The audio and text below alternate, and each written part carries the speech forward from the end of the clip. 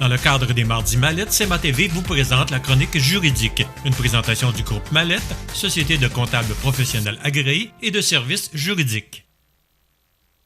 Je vous souhaite la bienvenue à cette autre chronique juridique en compagnie de Maître Nathalie Dubé. Maître Dubé, bonjour. Bonjour.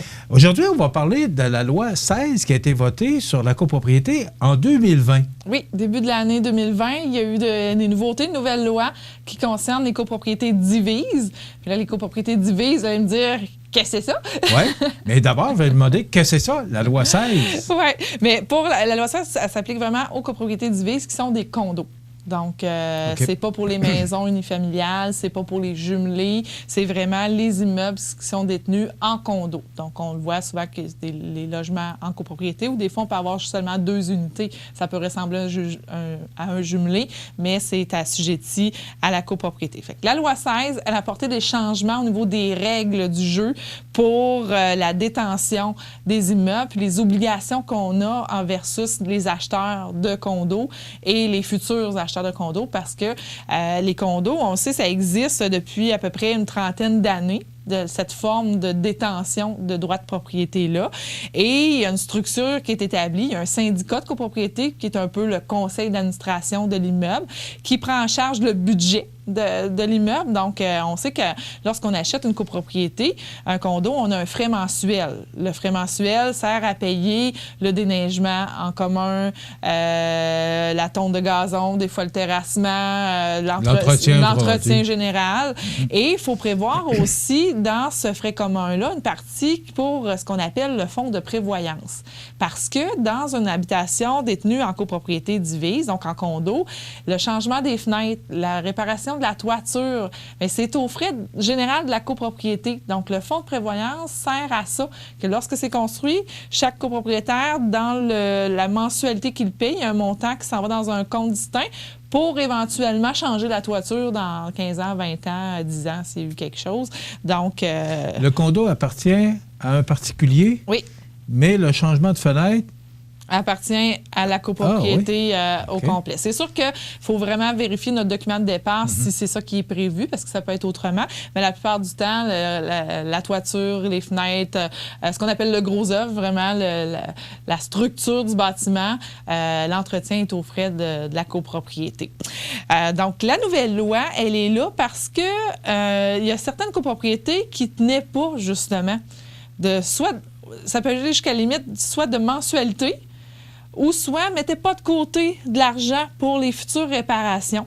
Donc, un nouvel acheteur de condo, par son notaire, on vérifie toujours, bon, OK, je m'achète un condo, je fais vérifier, est-ce que les mensualités sont payées?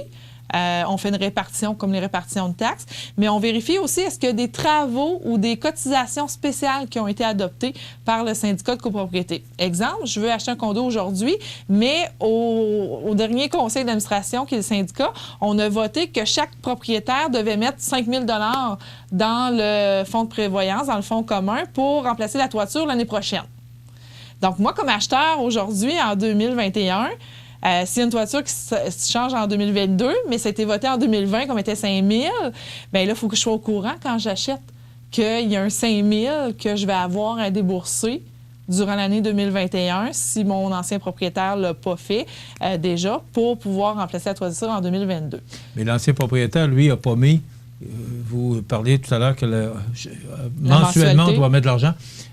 À partir du moment où l'ancien propriétaire, est-ce quand il quitte, il prend l'argent qu'il a mis? Ou... Non. Ça reste vraiment la propriété du syndicat de copropriété. Mais parfois, cette accumulation-là n'est pas assez élevée pour couvrir le frais. Fait qu'il y a des cotisations spéciales. Donc, pour venir renflouer ou prévoir des travaux futurs. Donc, s'il y a eu une cotisation spéciale de 5 000 $ puis que moi, j'achète dans cette année-là, il faut que je sois au courant que soit je vais avoir ça à payer en surplus ou que mon ancien propriétaire l'a payé puis il y a peut-être une répartition à faire. Donc là, le gouvernement, en voyant que certaines copropriétés ne respectaient pas les règles de base comme ça, même parfois, il y en a qui n'ont même pas de versement mensuel d'établi. Il arrive un changement de toiture, puis là, il faut cotiser tout le monde. On voit les sources de conflits puis d'incompréhension. Donc, il est venu, le législateur, par le biais du gouvernement, venir tout recadrer les règles, puis mettre ça encore plus strict pour éviter justement les mauvaises surprises aux acheteurs de copropriété, aux acheteurs de condos. Donc, il y a 4 obligations augmentées ou supplémentaires dans la loi depuis le 10 janvier 2020. Et ça apporte aussi des gestes à poser pour les syndicats de copropriété. Donc, si vous êtes propriétaire de condo, vous faites partie du syndicat de copropriété, puis en plus, si vous êtes président de ce syndicat-là, vous devez être au courant de ces nouvelles règles-là. Je crois que chaque copropriété a reçu des avis parce qu'un syndicat de copropriété s'est enregistré au registraire des entreprises, donc on peut les retracer. Fait que le gouvernement a envoyé de la documentation là-dessus, mais je voulais faire comme un petit résumé des obligations, parce que j'ai été consultée dans la dernière année sur ces éléments-là. Je dois dire que c'est pas notre expertise, mais on est capable d'informer et de référer aux gens qui sont plus expérimentés si jamais il y a une problématique spéciale au niveau de la copropriété. Donc, la première chose aussi qui a changé ou qui a augmenté, c'est que chaque copropriété doit avoir maintenant un carnet d'entretien. Parce qu'on a aussi des copropriétaires qui ne faisaient pas comme des propriétaires de maison. Il y en a qui l'entretiennent impeccablement et d'autres qui la laissent aller. Donc, c'est la même chose en matière de copropriété. Donc là, maintenant, le gouvernement exige que chaque immeuble détenu en copropriété ait un carnet d'entretien. Donc, on doit le faire, 2020 et 2021. On doit, dans les courants des 3 prochaines années, obligatoirement tenir un carnet d'entretien. Donc, faire inspecter notre immeuble détenu en copropriété. Là, je veux juste préciser, c'est pas chaque propriétaire qui le fait. C'est vraiment le syndicat de copropriété, donc l'administration de votre copropriété qui doit mandater un inspecteur en bâtiment pour créer ce carnet-là, puis savoir tous les petits bobos.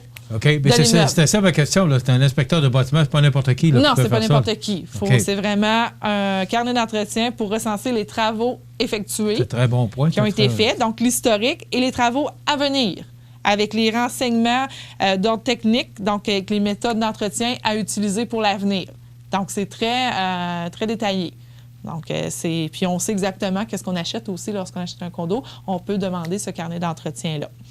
Ensuite, il doit y avoir également, on a parlé du fonds de prévoyance, d'une étude du fonds de prévoyance, à savoir versus le carnet d'entretien, les travaux à venir et tout ça, est-ce que notre cotisation elle est assez élevée pour couvrir les travaux qui sont à venir?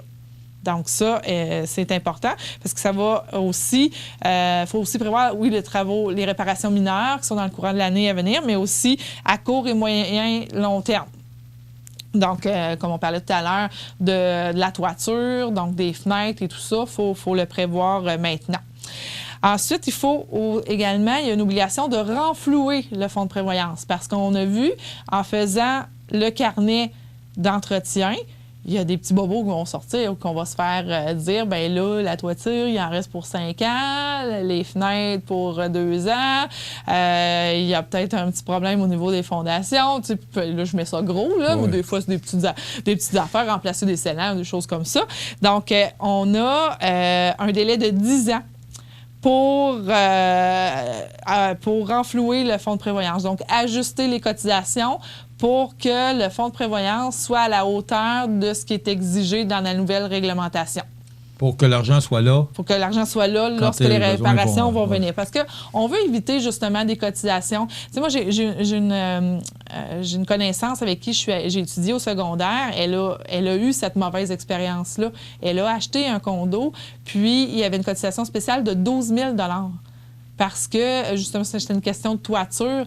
Donc, elle achète un condo, pense que c'est son prix, fait son budget, la mensualité, c'est beau, mais il y avait eu une votation que chaque propriétaire allait mettre 12 000 dans le fonds de prévoyance au courant des 3 ou 4 prochaines années.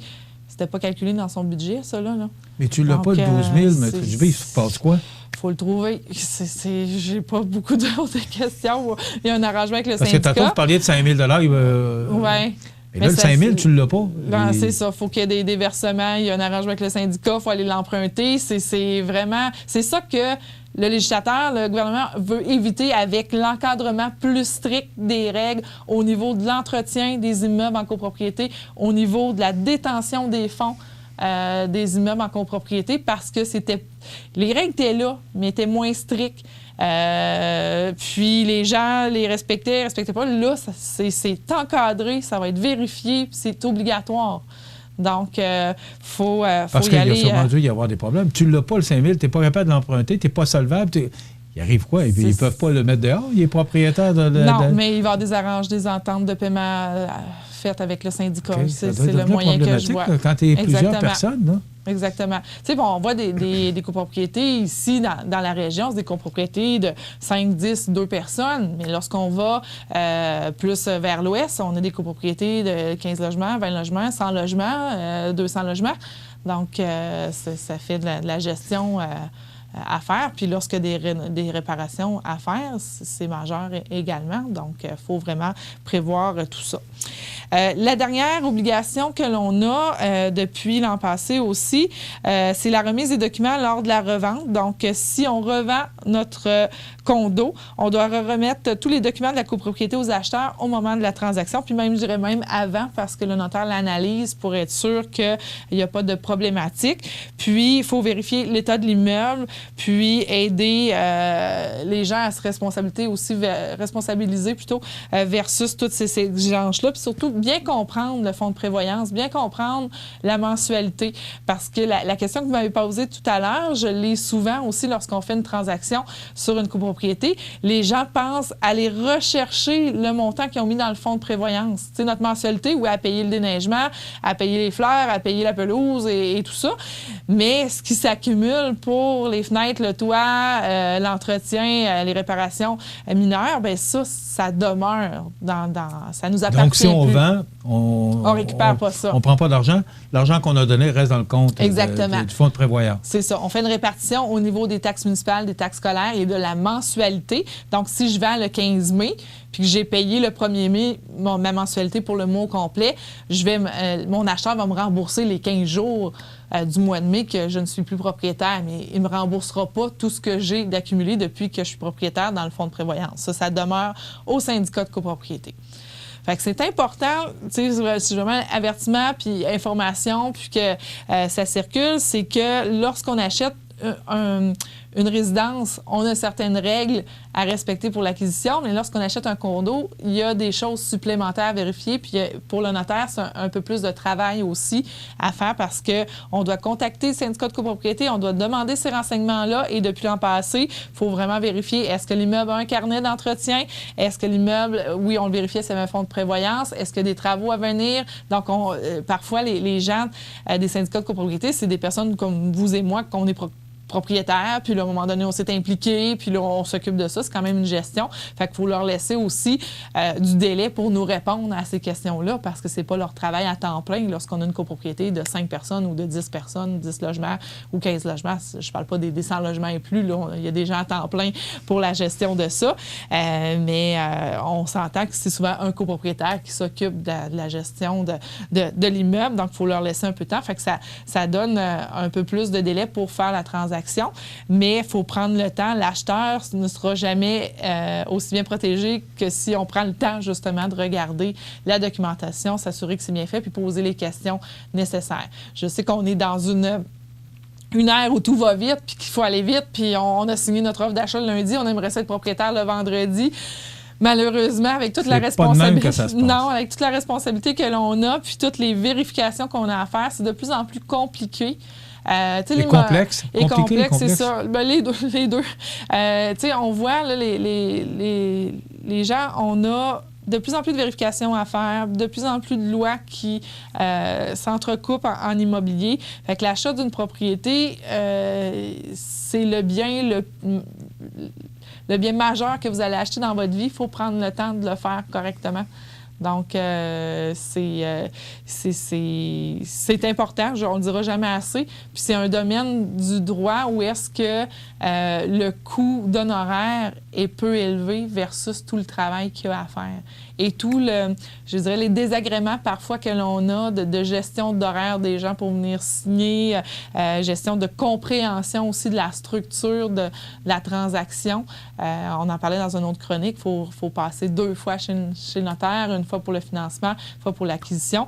Donc, quand c'est une copropriété, bien, on a une étape de plus entre les 2 transactions d'avoir toute l'information nécessaire pour notre copropriété. En quelques secondes, une loi très importante qui a été votée? Oui, très important. Vous, comme notaire, c'était important Oui, parce que ça va venir restructurer puis rétablir correctement les copropriétés qui étaient un petit peu plus fautives au niveau du respect des règles du fonds de prévoyance. Puis l'acheteur est de plus en plus protégé parce que maintenant, il sait les travaux qu'il y a à faire sur l'immeuble, puis même les propriétaires actuels. Donc, on a un état de situation. Pas de surprise. Non, exactement. Merci beaucoup. Merci à vous. Très intéressant, cette chronique juridique en compagnie de Maître Nathalie Dubé, que vous pouvez rejoindre au 288-57-77. Un peu occupé ces temps-ci, mais... Oui, ça ne changera pas, mais on est là pour vous quand même. Il y a beaucoup de transactions aussi, oui. Beaucoup de maisons vendues. Il y a beaucoup de choses qui se passent actuellement. Oui. C'est pas parce qu'il y a une pandémie que... non, le travail de notaire est là. Donc, les services juridiques Mallette, 248-57-77 ou encore 14 Chemin des Poiriers à Montmagny. Voilà, ça complète cette belle chronique dans le cadre des Mardis Mallette. La semaine prochaine, chronique économique. On se retrouve dans 2 semaines. Merci. Merci, Maître Dubé. Bonne journée. Dans le cadre des Mardis Mallette, CMA-TV vous présente la chronique juridique, une présentation du groupe Mallette, société de comptables professionnels agréés et de services juridiques.